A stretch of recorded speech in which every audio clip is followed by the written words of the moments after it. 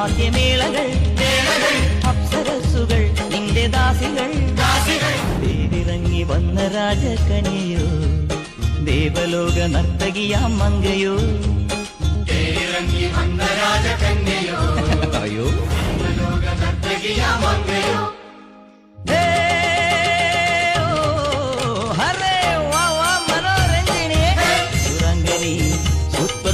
സുന്ദരി നല്ല ചരിത കഥയിന്റെ മയന്തിയോ കണ്വാശ്രമത്തിൽ കാവ്യശകുന്തളയോ